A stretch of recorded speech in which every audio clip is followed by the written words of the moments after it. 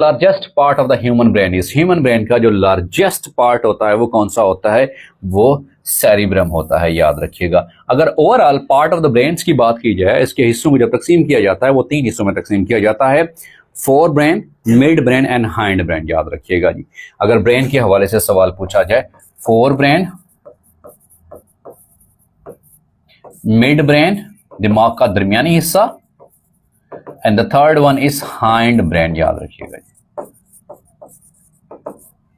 अगला question, the synthesis of protein takes place is, वो ribosomes के अंदर होती है, और राइबोसोम्स को जो नाम दिया जाता है प्रोटीन सिंथेसिस फैक्ट्री भी इन्हें कहा जाता है, इन्हें प्रोटीन सिंथेसिस फैक्ट्री भी कहा जाता है कि प्रोटीन बनाने की ये फैक्ट्रियां हैं। और फिर राइबोसोम वो वह सेल ऑर्गेनेल्स हैं जो कि प्रोकैरियोटिक और यूकैरियोटिक दोनों सेल में पाए जाते हैं, but the difference is that the ribosome of the eukaryotic cell is slightly larger than the ribosomes of the prokaryotic. Eukaryotic cell का जो राइबोसोम है वो स्लाइटली बड़ा होता है, और राइबोसोम्स को क्या कहा जाता है? Protein synthesis factory. So protein synthesis take place in ribosome के अंदर होती है। Gravity was discovered by Newton साहब ने ग्रेविटी डिस्कवर की थी।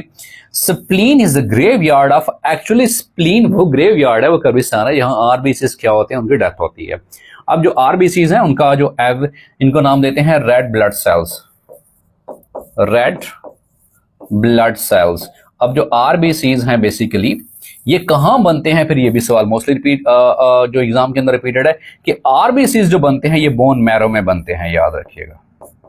ये कहां बनते हैं? ये बोन मैरो के अंदर बनते हैं, और आरबीसीज का जो औसत दौरानिया होता है वो 120 दिन होता है, याद रखिएगा। ये 4 माह एक ही बात है। इसके बाद जो है ऑटोफेगी का फिनोमेना होता है, और उसी हवाले से स्प्लीन के अंदर ये सारे सेल्स जाकर डेथ होते हैं, और उसकी वजह से इसीलिए कहा जाता है कि spleen is a graveyard of RBCs, क्योंकि उसमें आरबीसीज क्या होते हैं? वो खत्म हो जाते हैं, क्योंकि इनका औसत दौरानिया कम होता है। अगला सवाल है, which type of plants can not prepare its own food. अब यहाँ पे सवाल पूछा गया है which type of the plants, type of the plant से मुराद फंजाई। अब fungi is a type of the plant. Fungi basically इसको कहा गया था अर्लियर, जब जो किंगडम सिस्टम था उस वक्त क्लासिफिकेशन की जब बात आई थी तो फंजाई ने मसला खड़ा कर दिया था।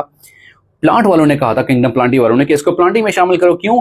क्योंकि इसके अंदर सेल वॉल मौजूद है, on behalf of presence of cell wall, cell wall की मौजूदगी की वजह से, क्योंकि फंजाई की सेल वॉल कार्टिन से मिलकर बनी होती है। तो किंगडम प्लांटी वालों ने कहा कि इसको प्लांटी में शामिल करो। फिर एनिमल वालों ने यह कहा ठीक है भाई इसके अंदर सेल वॉल तो मौजूद है, इसके अंदर क्लोरोफिल कहाँ है? क्लोरोफिल तो नहीं पाया जाता। क्लोरोफिल अगर नहीं पाया जाता तो हम एनिमल्स के अंदर भी तो क्लोरोफिल नहीं पाया जाता, लिहाजा फंजाई को किंगडम एनिमिलिया में शामिल करो। इस वजह से फिर फंजाई के लिए